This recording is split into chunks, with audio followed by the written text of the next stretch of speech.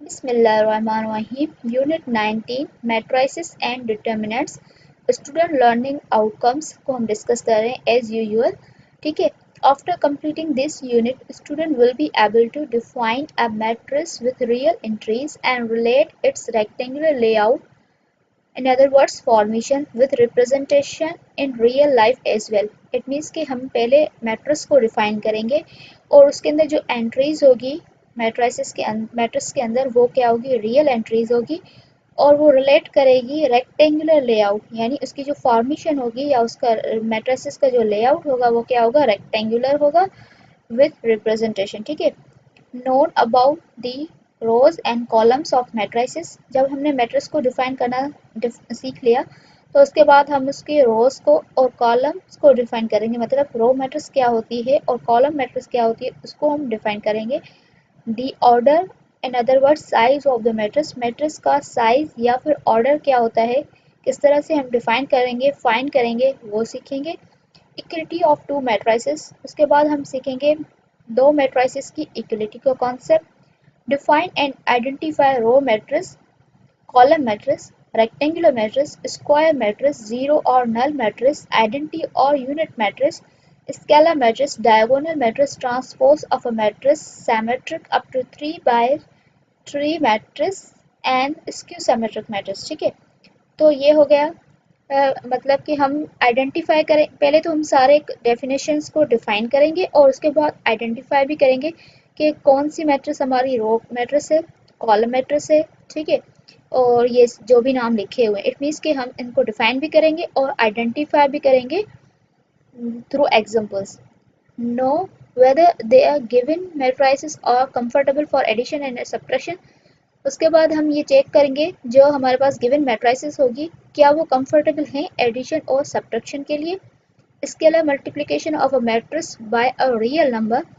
Scalar multiplication मतलब कि कोई भी एक रियल नंबर होगा जिसको हम मल्टीप्लाई करवाएंगे किसके साथ, मैट्रिक्स के साथ, इसलिए स्केलर मल्टीप्लिकेशन मतलब जो रियल नंबर होगा वो एक ही होगा जो पूरी मैट्रिसेस के साथ क्या होगा, मल्टीप्लाई होगा।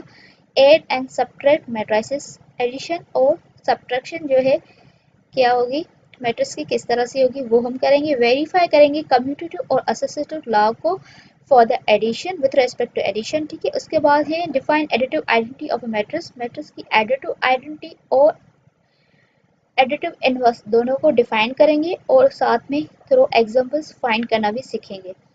No whether the given matrices are comfortable for multiplication, जैसे हमने एडिशन और सब्ट्रैक्शन के लिए देखा, सिमिलरली हम ये भी चेक करेंगे कि गिवन मैट्रिसेस कंफर्टेबल हैं मल्टीप्लिकेशन के लिए या नहीं। मल्टीप्लाई करेंगे दो या दो से ज़्यादा मतलब दो और थ्री मैट्रिसेस, मतलब आपस में हम ए बी मल्टीप्लाई ए और बी दो मैट्रिसेस होगी उसको मल्टीप्लिकेशन करवाएंगे, या फिर ए बी और सी तीन मैट्रिक्स होगी जिसको हम मल्टीप्लाई करना सीखेंगे। ठीक है। क्योंकि एसोसिएटिव लॉ में क्या होगी, तीन मैट्रिसेस होगी और कम्यूटेटिव लॉ को वेरीफाई करने के लिए हमारे पास दो मैट्रिसेस होगी। ठीक है। जब हमने दो या दो से ज़्यादा मैट्रिक्स को मल्टीप्लाई करना सीख लिया तो उसके बाद हम वेरीफाई करेंगे associative law under multiplication. Associative law में तीन मैट्रिसेस यूज होती है। ठीक है। पहले मल्टीप्लिकेशन सीखेंगे उसके बाद हम इस लॉ को वेरीफाई करेंगे with respect to multiplication. Verify distributive law, distributive law को हम वेरीफाई करेंगे। Verify with the help of an example that commutative law with respect to multiplication does not hold in general A B is not equal to B A. ठीक है। जैसे हमने यहाँ पे commutative और एसोसिएटिव लॉ को with respect to addition verify किया। ठीक है। सिमिलरली हम एसोसिएटिव लॉ को अंडर मल्टीप्लिकेशन वेरीफाई कर सकते हैं लेकिन कम्यूटेटिव लॉ को with respect to multiplication verify नहीं कर सकते। ठीक है। हम ये भी हम अंडरस्टैंड करेंगे कि जो है with the help of example के कम्यूटेटिव लॉ जो है विद रेस्पेक्ट टू मल्टीप्लिकेशन क्या है, होल्ड नहीं करता।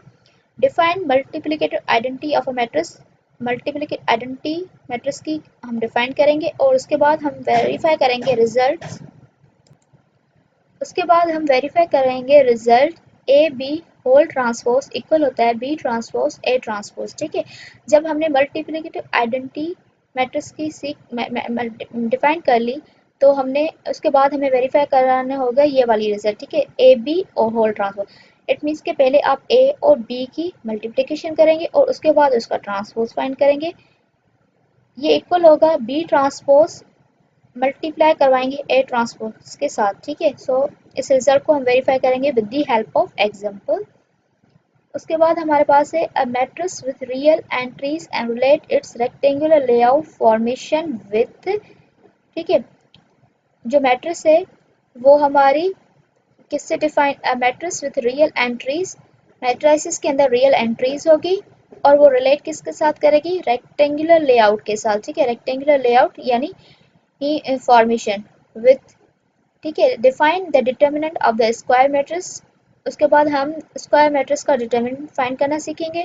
Finding the value of determinant of the matrix, determinant, finding the value of determinant of the matrices, define singular and non singular matrices, ठीक है। Square matrix का हम डिटर्मिनेंट किस तरह से फाइंड करेंगे वो सीखेंगे और डिटर्मिनेंट ऑफ मैट्रिक्स की वैल्यू किस तरह से फाइंड करेंगे वो सीखेंगे। सिंगुलर और नॉन सिंगुलर का कॉन्सेप्ट को डिफाइन करेंगे और साथ में एग्जांपल भी हम डिफाइन मतलब देखेंगे कि सिंगुलर मैट्रिसेस किस तरह से होती है और नॉन सिंगुलर मैट्रिसेस किस तरह से होती है। Define minors and cofactors, minor और कोफैक्टर को हम अंडरस्टैंड करेंगे। एडजॉइंट ऑफ मैट्रिसेस, मैट्रिसेस का एडजॉइंट किस तरह से डिफाइन करेंगे या फाइंड करेंगे, ये दोनों हम कॉन्सेप्ट सीखेंगे। उसके बाद हमारे पास कॉन्सेप्ट आ रहा है find the multiplicative inverse of the non singular matrices A and verify that A multiplication of A inverse identity के बराबर होती है या ए इनवर्स की मल्टीप्लिकेशन ए के साथ भी हमारे आइडेंटिटी के इक्वल होता है, ठीक है। तो मल्टीपल इनवर्स जब आप सीख लेंगे नॉन सिंगुलर मैट्रिसेस का, ठीक है, तो फिर उसके बाद आप वेरीफाई करेंगे इस रिजल्ट को। where I is the identity matrix, use the adjoint method to calculate inverse of the non singular matrix, क्योंकि अगर सिंगुलर मैट्रिक्स होगी इट मीन्स डिटरमिनेंट जीरो आ जाएगा, ठीक है, तो हम एडजॉइंट वगैरह फाइंड नहीं कर पाएंगे। सो एडजॉइंट फाइंड करने के लिए जब हम एडजॉइंट को डिफाइन करेंगे तो तब हमारे पास ये कॉन्सेप्ट आ जाएगा कि एडजॉइंट हम तब फाइंड कर पाते हैं जब हमारे पास मैट्रिक्स जो है वो नॉन सिंगुलर हो, ठीक है। तो अब यहाँ पे कह रहा है कि एडजॉइंट मेथड को यूज करते हुए to calculate the inverse of non singular matrices, ठीक है। आप इनवर्स को कैलकुलेट करो नॉन सिंगुलर मैट्रिक्स का एडजॉइंट को यूज करते हुए, ठीक है। Verify the result A B whole inverse बराबर होता है बी इनवर्स ए इनवर्स, ठीक है। ये वाली रिजल्ट भी हम with the help of example verify करवाएंगे। Solve the system of two linear equation related to real life problem in two unknown using matrix inversion method and Cramer rule.